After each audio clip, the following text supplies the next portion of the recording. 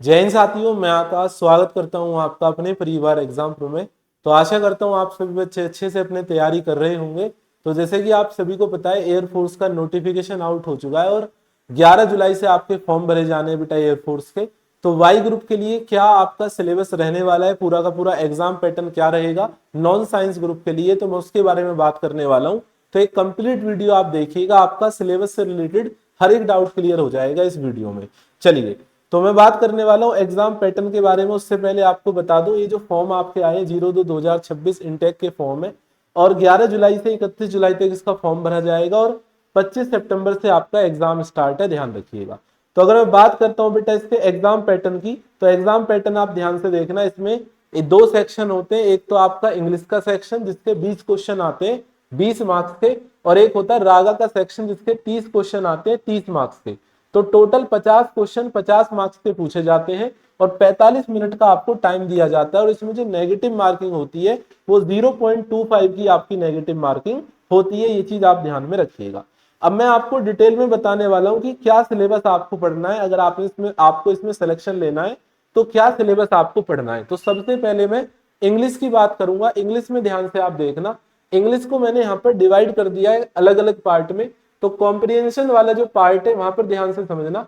Comprehension आपको तीनों तरीके के पढ़ने हैं: टू जज understanding to the passage, to draw interference, ठीक है, टू जज अंडरस्टैंडिंग ऑफ वोकेबलरी। तो ये सब चीजें आपको आनी चाहिए। ग्रामर के अंदर बात करूंगा, सब्जेक्ट वर्ब वर्ब आपका जो कंकर्ड होता है, फॉर्म ऑफ वर्ब्स हो गया, एरर्स हो गया in the use of verb etc, sequence of tenses and error. तो टेंसेस से जो एरर वगैरह होती है वो आती है आपके एग्जाम में। ग्रामर का जो पार्ट 2 है उसको ध्यान से देखना। Formation of words, noun from verb and adjective, adjectives from noun and verbs, है ना। तो ये फॉर्मेशन, वर्ड्स का फॉर्मेशन भी आपसे पूछा जाता है आपके एग्जाम में, ध्यान रखना। एडवर्ब से एडजेक्टिव में चेंज करना, तो इस तरीके के क्वेश्चन पूछे गए हैं। डिटर्मिनर्स आता है बेटा, प्रीपोजिशन हो गया, noun and pronoun, adjective, adverb, conjunction और मोडाल्स, ठीक है। तो ये सब टॉपिक आपके इंग्लिश के हो जाते हैं। अब आता है वोकेबलरी का पोर्शन। तो वोकैब देखो, आज से ही आप थोड़ा थोड़ा करना स्टार्ट कर देना, आपको शिवम सर भी करा रहे हैं। तो आप ध्यान से जो है एक एक वर्ड को बहुत ध्यान से, वोकैब के अंदर सिनोनियम हो गया आपका, सिनोनियम एंटोनियम हो जाता है, one word substitution, spelling test, ठीक है, करेक्शन ऑफ स्पेलिंग आता है, स्पेलिंग, सिंपल आइडम फ्रेज, है ना, आइडम फ्रेज बहुत सिंपल आते हैं। इंग्लिश बहुत आसान आती है वाई ग्रुप में और एक्स ग्रुप में भी, ठीक है। जिस बच्चे ने अच्छे से तैयारी करी है वो आउट ऑफ आउट भी लेकर आता है, ध्यान रखना। फिर आगे आ जाता है कंफ्यूजिंग जो वर्ड्स आते हैं उनको ध्यान से देखना है।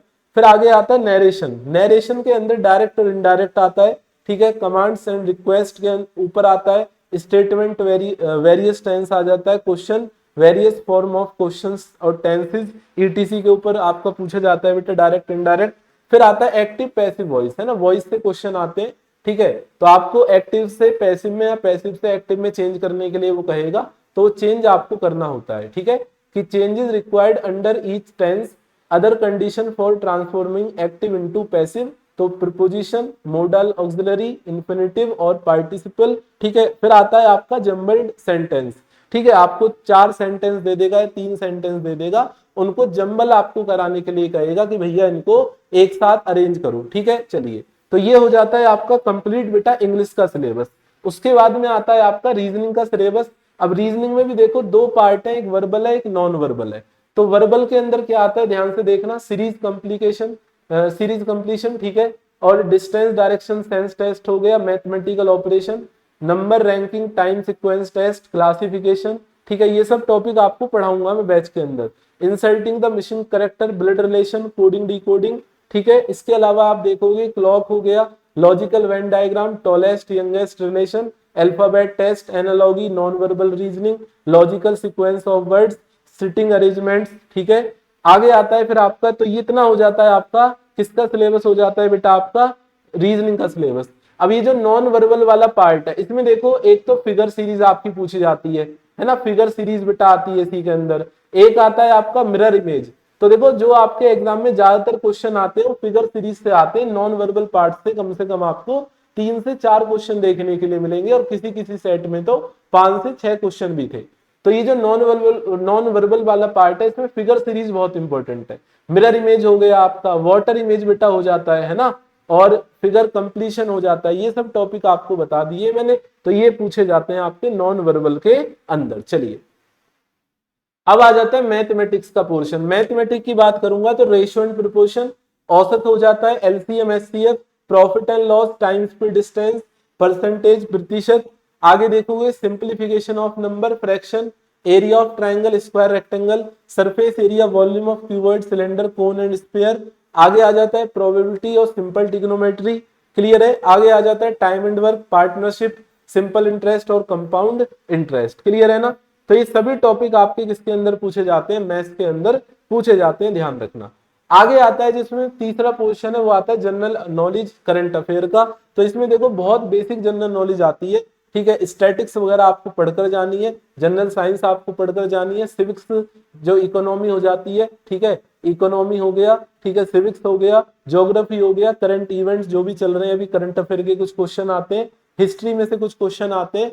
मतलब ये इतना डीप आपको नहीं पढ़ना है, इसको बहुत बेसिक सा आता है, जो आपको मैम पढ़ाएंगे उतना ही आपको पढ़ना है, ठीक है। कोई अगर आपके पास बुक हो कोई छोटी मोटी सी तो उससे पढ़ लेना, तब भी कोई दिक्कत नहीं है। और बेसिक कुछ कंप्यूटर के क्वेश्चन आ जाते हैं एक दो। तो टोटल जो क्वेश्चन आते हैं जीके से, ध्यान रखना 10 क्वेश्चन तो यहाँ से पूछे जाते हैं बेटा, 10 क्वेश्चन जीके से, ठीक है।